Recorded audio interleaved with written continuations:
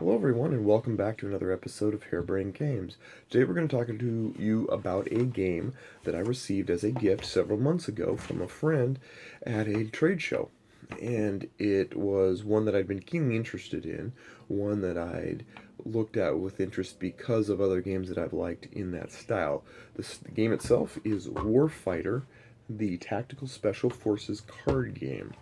Now, what is it like? Well, if you've ever played XCOM on the computer, or you've played any other strategy squad military based, not shooter, kind of a shooter on the computer, or if you played other games like, say, Galaxy Defenders, a space theme, XCOM, the board game, is not it, but Space Cadets Away Missions, these are all games where you deal with a group of units and you're using them, whether it's one of you or several of you, using these units to fight through a particular mission.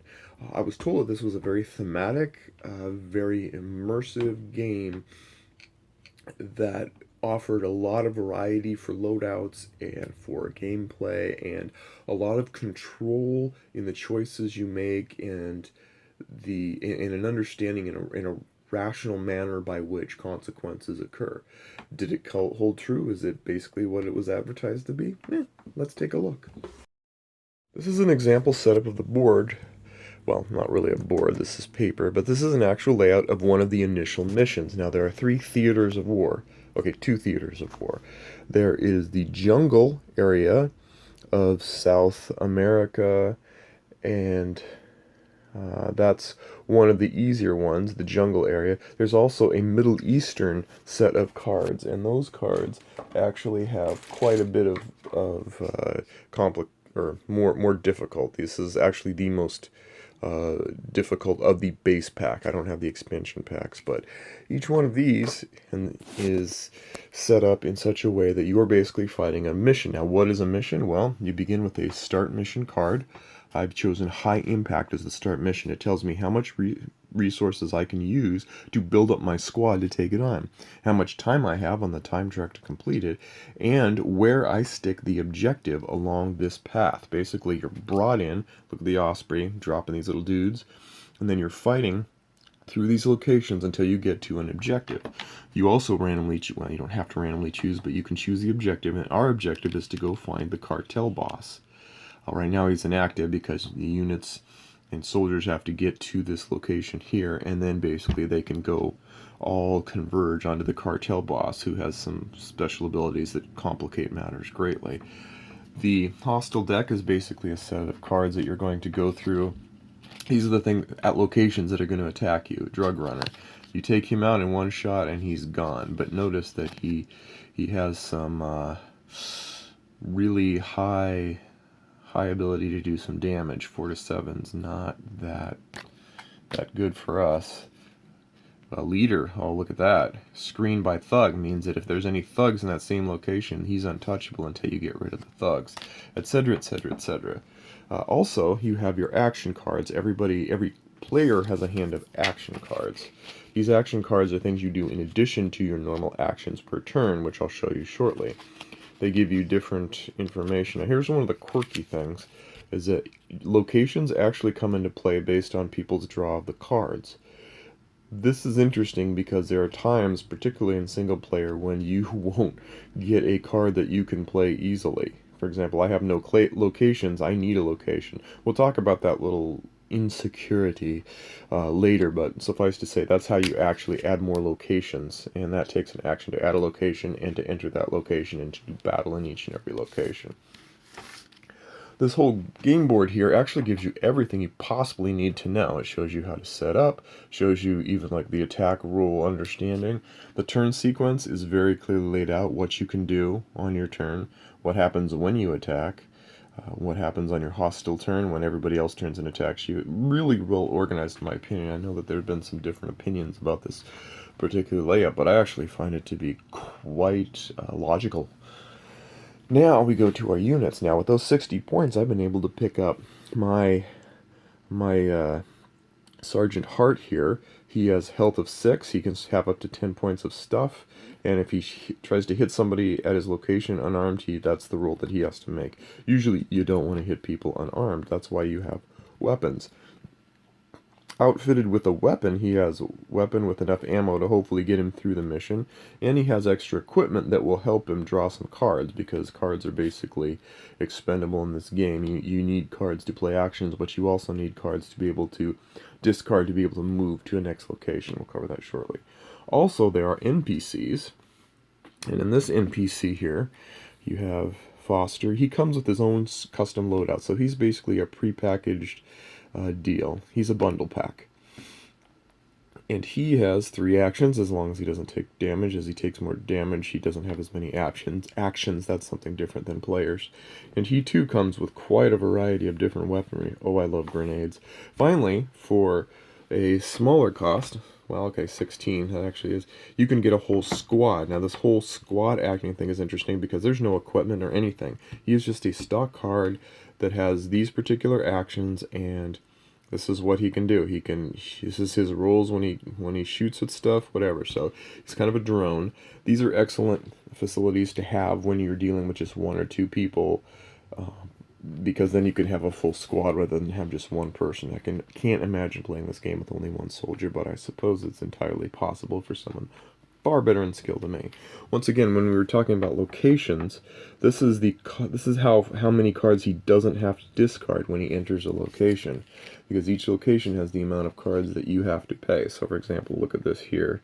If you can get rid of the glare, the entrance cost is 3, so he would have to discard 3 cards. Every soldier has to discard 3 cards to be able to enter this location. However, because Foster has a 2, he's able to just pop in there for only 1 discard cost. That's nice.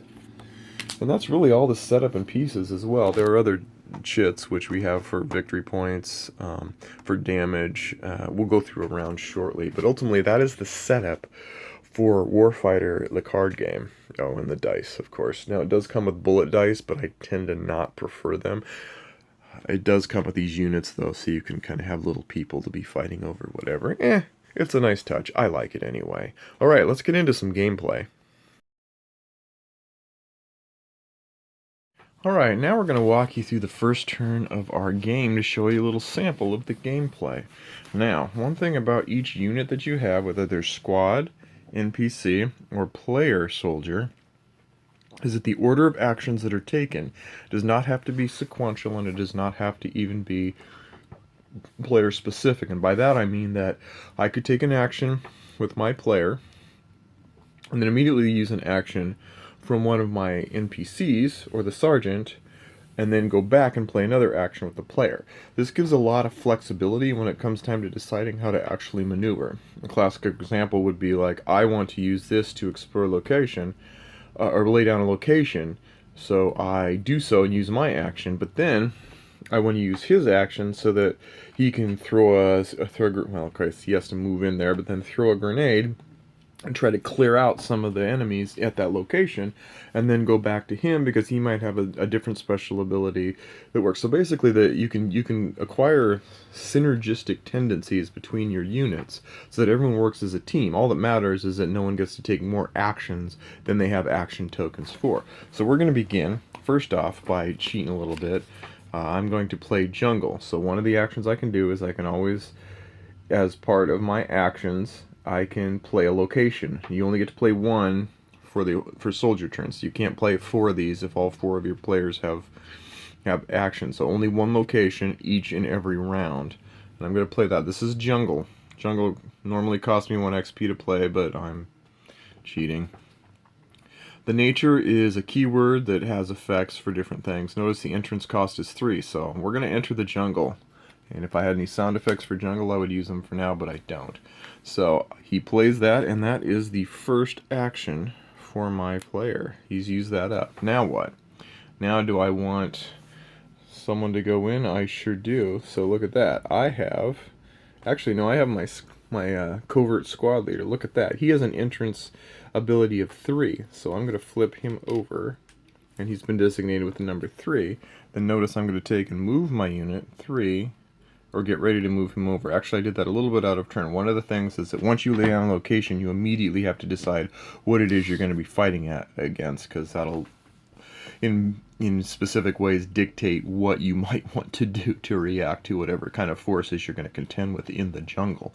Now you'll notice we had 60 points of resources, which means we're going to go 50 to 74. It means we got 5 things coming out here. 5 hostiles. 5 points worth of hostiles. 1, 3. Oh man, sniper. Okay, screen by thug. So if there's any thugs, we got to take him out first. He instantly increases the entrance cost by 2. This is thematically sensible because you don't want to pop into the jungle and deal with the foliage and the terrain, and also have to contend with the fact that somewhere out there is a sniper who wants to take your head off. So we're going to set him here. He is part of that. Matter of fact, we don't worry about this location yet, so I'm going to line him up. So that's 3. Now we draw another hostile. 1, lookout. Oh, screen by thug. Once again, he raises the entrance cost even more. So literally, we should probably think of taking some of him out at long range, unless we end up with a thug. Not very good. So then we got 4 points. 6. Okay, we're going to overshoot the runway a little bit. Hired muscle, but not a thug. When drawn, place in the frontmost soldier's location. So guess what? He's now in our location. So he's at range 0. And that is basically the 3, 4, 5, 6 points. So that is what is required for us to know what we're going to be facing. I'm still going to move my squad into this location, and he's going to be now at range 0 of these 2. Oh wait, no, I can't. Hold on for a second. Up a little bit. I chose not to enter with number 3 because I didn't realize that because of the order that it goes, instead of a 3 cost to enter here, I would have to discard 4 cards, 2 here and 2 here, even though the squad, as we noticed in his card, had a entrance capability of 3. So instead of him being able to just waltz into the jungle for free, because of the sniper and the lookout, he has to be a lot more careful when he's thrashing through the bushes. And so we're not going to go in. Instead, we need to look at some options of what we're going to do to attack and defeat the enemies in this next location. Now notice the hard rifle, he has a range of 1, so he could theoretically shoot into the lookout and the sniper. However, we also have the hired muscle that's in the same location. And he has a pretty high damage ratio, so if we don't take him out, chances are we're going to be taking some wounds. And the other thing we didn't do that we needed to do is decide who these guys actually attack. So I'm going to open the magic chalice of target determination, and I'm going to pick 3. So guess what? This thug is going to go after the squad. Now what are we going to do about the others? The lookout is going to go after my NPC, NPS Foster, and then finally 1, well, how's that for variety? The sniper is going to try and take out me, the player, Hart, and since the sniper has a range of 2, I'm not going to want to spend a whole lot of time messing around. I need to try and take him out, because when he hits for 2 wounds. When he does hit, and that's bad because I only have 6 health. Alright, so now we're looking at a situation where now we can make a determination on how we want to approach Formulated our plan. It's very important that we get rid of that hired muscle because it can do such terrible damage that it can really wipe out a good chunk of my units before they even start if things go poorly. Since he is set to attack my second in command, Captain Foster will be the first one to take on the challenge. Now, he has an M4 carbine, and he has a burst action, which means that he has chances to take him out. He only needs to take 1 hit, and I think it's important that we declare first the fire mode. I am going to attack twice, so that's basically 2 burst. There's an opportunity that I might actually run out of ammo, but I don't care. I want this guy gone. He is a threat. So, now I'm going to roll my dice. I'm going to roll 2d10s. Roll them.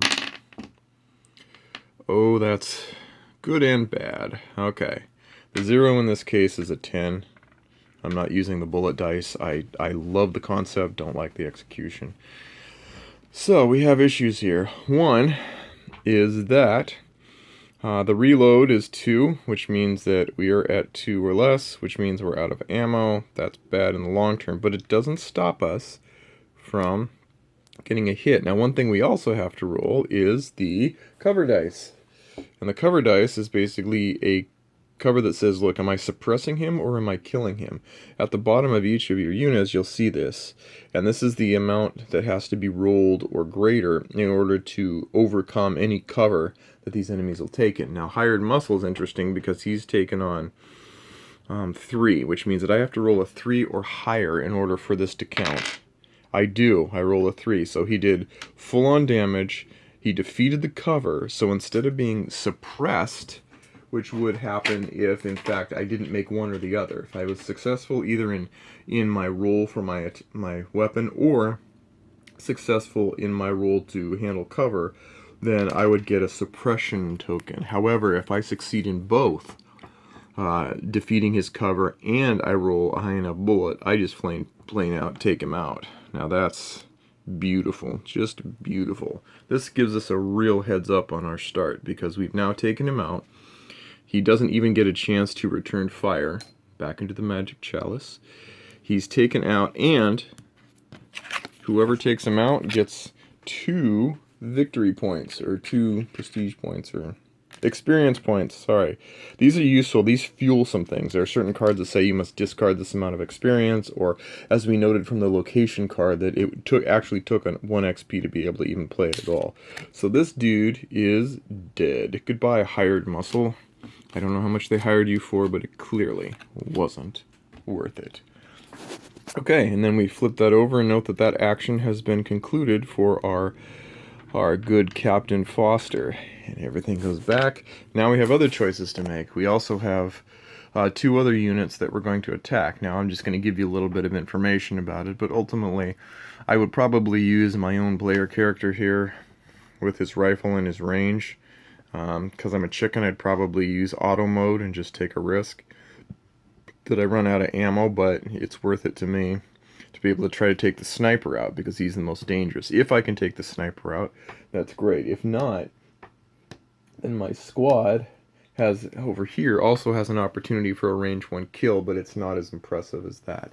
But as you can see, you're making a lot of choices in tactical situational assessments, and the rolls you make are all logical, they're orderly. You don't just throw dice and go, well, I hope I hit something. You're making a choice. Do I use 1, 2, or 3? Do I risk running out of weaponry? Because it costs me a whole action to re-roll my weapon unless I have a special card, which we didn't even go over.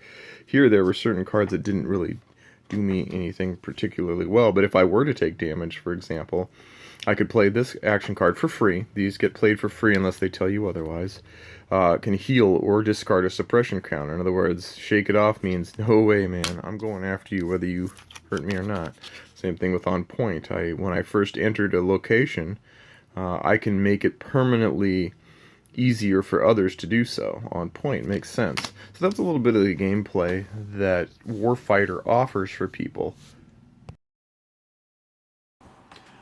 So what are my final thoughts on Warfighter, the Tactical Special Forces card game? Well, a little bit of background story. Lately, I haven't had a lot of gaming time with other people, so the last few months have been looking for more single-player experiences. I'm not a puzzly guy, not an abstract guy, so I look for narrative. I look for rich gameplay where, whether you're playing with 1 player or 4 or more, you're actually experiencing a storyline that continues. I've been very blessed with Enemy Coast Ahead, about the Dam Busters raid. I've been also very pleased with Silent Victory, a submarine simulator from World War II, with the emphasis on your career mode. Warfighter fits very well into that theme of provoking a strong narrative about the games you play. In your mind, you will come up with a story, and you will feel what the guys feel that are the cards you play. You will look at the objectives and locations from the time you're dropped off to the time you reach the objective and hopefully complete it. You can tell in your mind a story, a vivid story that's compelling and up to your creation. As an XCOM fan, there's a sweet satisfaction to being able to outfit a squad and give them just the right gear and give them the weapons, the skills, the equipment, the firepower that they need. I really like that. I appreciate the clarity of the cards, and the artwork on the cards actually helps sell the tale to me. I also appreciate the sensibility of purpose. And by that I mean things like, say, firing modes. I'm going up against a particularly nasty group of thugs, just as an example, abstract. Do I throw my grenade and it will actually play out like I expect in my mind a grenade to play out? Hit or miss? Does it hit the? Does it hit a few? Does it miss a few? Does it at least make them dodge for cover? I appreciate the weapon modes. Do I want to go all out and try and just empty my magazine, knowing that it could basically, waste up my ammo, and I got to spend precious actions, of which there are very few each turn, having to reload again? Those are good choices. Those are choices that put me in control, in the driver's seat of deciding how I want this particular mission of Warfighter to play out. I feel like there's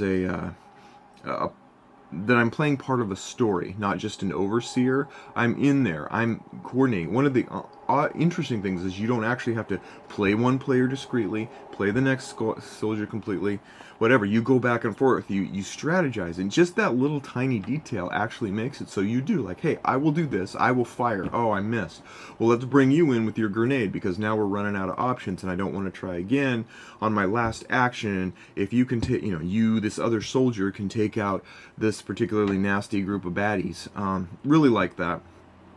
Attachment to your squad means you try to make decisions to keep them alive. You're thinking about their health. You're not just going through, throwing them at it, seeing how many is left. This is not chess by any means. The locations help piece together a coherent story, sort of like a reporter traveling behind, reporting on the story. I can tell you from that trial game, my guys landed from the Osprey. They made their way through the thick jungle. They forged a river.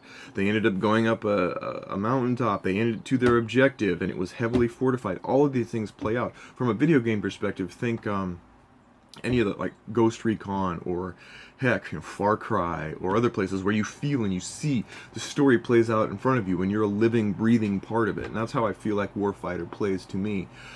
Even in just standard missions, the campaign is great. You can play out a campaign uniquely. Very cool. Very cool. Overall, very impressed with this, which is my first Dan Verssen game. I haven't played Hornet or any of the others, but I do like them. I definitely appreciate the details and the touches, the cards, the clarity of description. I know that the rule book has gotten a little bit of a hammering, and I can see why. It wasn't the most intuitive, let alone but they're on third revision of the rules, and each one improves it. And honestly, the cards tell the tale and do a great job. So very, very impressed. Are there some drawbacks? Yeah, there's a couple things I didn't like. I didn't like, as a single player, the haphazard nature of the locations. Because they come out of your hand, and your hand is a random draw, you could waste valuable initial turns simply looking for the next place to go fight. I know that some people don't experience that a lot. Other people, luck of the draw, it happens a lot. There are, community-based mulligans, like you really do need at least to start with location. Probably particularly more striking of a feature I don't like, because of the fact that I'm playing with one player soldier. Were I playing with 4 or 5, I'm sure with the distribution of cards that everyone would get, there'd be a location in there somewhere. But for single players, I think there might have to be some liberties taken. The other thing that drives me nuts was the severe lack of common cards. I want to outfit because the creation and the outfitting of your units is so important and such a major part of the feature and the fun for this game for me. I didn't like having to share weapons because I didn't have enough cards to do so. Now I know there's probably other people have some solutions for it, or I could probably photocopy or whatever and make at least enough extras to make it feel like I've outfitted my team. But I really, really had hoped, or would hope, that there would be enough cards to satisfy the weapon loadouts needed without having to double up. That said, as a single player, it wasn't a big deal. I don't even begin to know how annoying it would be if I had multiple players and they had different equipment and they all wanted to share the same. maybe a weapon pack or something where it's like, hey, here's a bunch of extra cards to put in there because I'd really like it. I haven't played any of the extra expansions. I know there's a ton of them out there, and I plan to, one by one, as money allows, grab them. The other one thing that other people might like, but didn't bother me at all, was that there's no spatial element. You're not moving your units a la XCOM in the video game, or say Galaxy Defenders, or Space Cadets away missions where you have units and you're moving them spatially. This one I like to call the corridor of tension, because you are literally going from one destination to another and you're experiencing adventure portions, adventure points in each one based on the location cards, but it's a corridor of tension from start to finish. If you really are looking for more of a spread out flanking kind of thing, this isn't that type of game for you, so be warned about that. But otherwise, it is an incredible investment. Very, very pleased with this particular game, and I look forward to adding the extra expansion. So anyone who wants to feel like they're in the middle of a dogfight, taking on bad guys, and feeling like they're in a modern warfare simulator, definitely recommend Warfighter. Thanks a lot, and see you next time on Harebrained Games.